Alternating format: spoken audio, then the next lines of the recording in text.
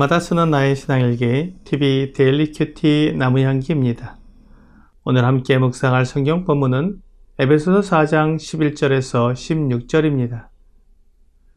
그가 어떤 사람은 사도로, 어떤 사람은 선지자로, 어떤 사람은 복음 전하는 자로, 어떤 사람은 목사와 교사로 삼으셨으니 이는 성도를 온전하게 하여 봉사의 일을 하게 하며 그리스도의 몸을 세우려 하심이라. 우리가 다 하나님의 아들을 믿는 것과 아는 일에 하나가 되어 온전한 사람을 이루어 그리스도의 장성한 분량이 충만한 데까지 이르리니 이는 우리가 이제부터 어린아이가 되지 아니하여 사람의 속임수와 간사한 유혹에 빠져 온갖 교훈의 풍조에 밀려 요동하지 않게 하려 함이라. 오직 사랑 안에서 참된 것을 하여 범사에 그에게까지 자랄지라. 그는 머리니 곧 그리스도라.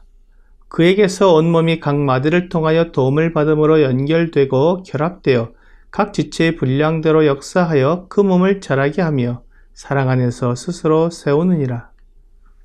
그리스도께서 교회의 각 사람에게 은사를 주셨습니다.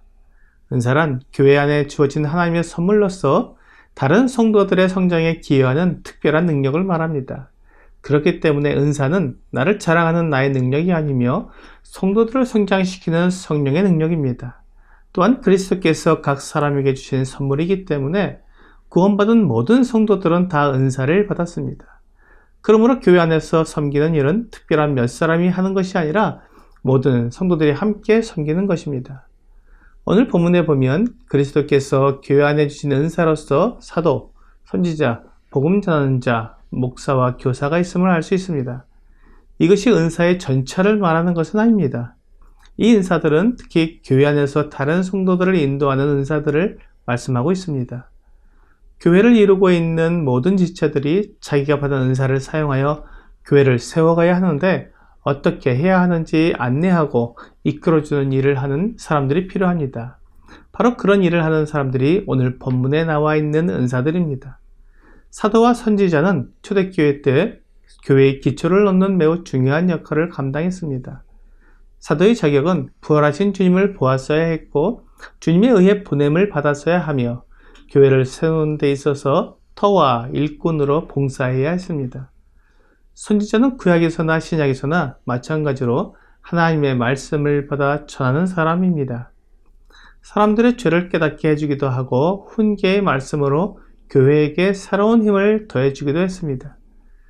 이러한 일들을 볼 때 선지자의 직무는 초대교회 이후에 그쳐진 것 같습니다. 선지자의 직무뿐만 아니라 그 이름까지도 교회에서 곧 사라지게 되었기 때문입니다. 성령의 직접적인 영감 하에서 하나님의 말씀을 받고 선포하는 선지자의 직무는 신약에 정경이 있기 전까지는 절대 필요한 것이었습니다. 정경이 완성된 이후에는 하나님의 직접 계시보다는 이미 주어진 계시인 성경을 전하는 것이 필요했습니다. 다음으로는 복음 전하는 자가 나옵니다. 이들은 사도들의 인도하에 순회하면서 전도하는 일을 했던 것 같습니다. 그 다음으로는 목사와 교사가 나옵니다. 이들은 앞에 세 은사자들과는 달리 지역교회의 일꾼을 가리키는 것으로 보입니다. 사도와 복음 전하는 자들은 각 처에서 교회를 세운 일을 하였습니다.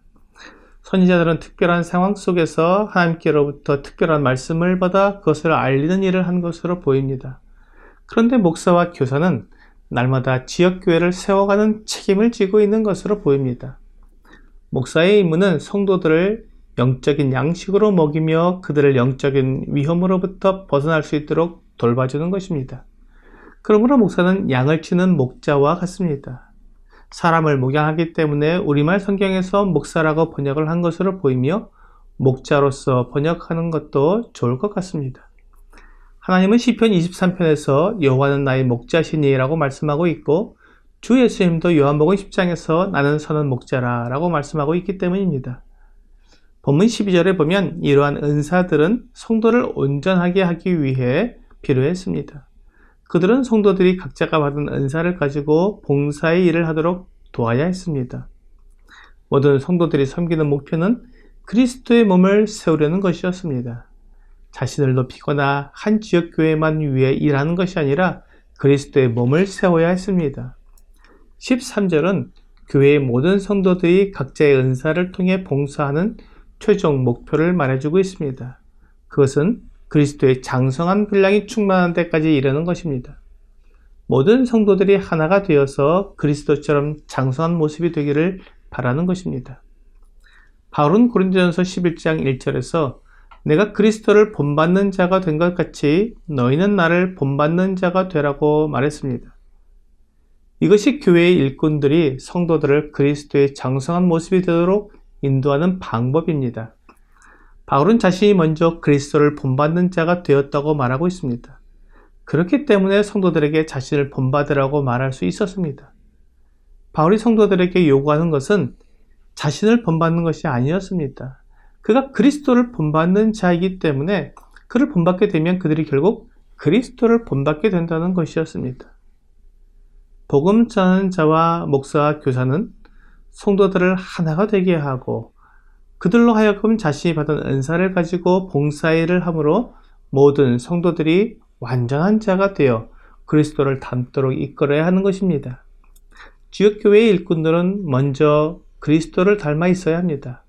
그래야 성도들이 그들을 보고 배우면서 그리스도를 닮게 되기 때문입니다. 15절에서 다시 한번 이 부분을 강조하고 있습니다. 오직 사랑 안에서 참된 것을 하여 범사에 그에게까지 자랄지라.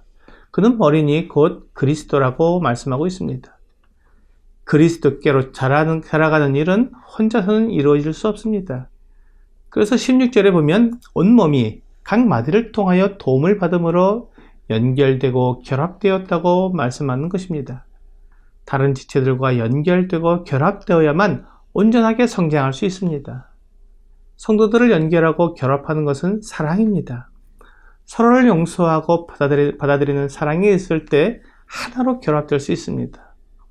성도들을 어떻게 사랑하고 어떻게 용납하는지는 목사와 교사를 통해 배우는 것입니다. 오늘의 적용 질문을 보겠습니다. 내가 교회 안에서 봉사하고 일하는 이유가 무엇입니까? 우리가 교회 안에서 봉사하는 것은 다른 성도들을 온전하게 하기 위함입니다. 마치 몸의 지체들이 자기 역할을 제대로 할 때 건강한 것처럼 다른 지체들을 온전케 하여 그리스도의 장성한 분량에까지 자라도록 돕는 것입니다. 오늘 그리스도께서 나에게 주신 은사를 가지고 봉사함으로 성도들이 온전하게 되어 모두가 함께 그리스도께로 자라도록 돕는 여러분과 제가 되기를 주 예수님의 이름으로 기도합니다.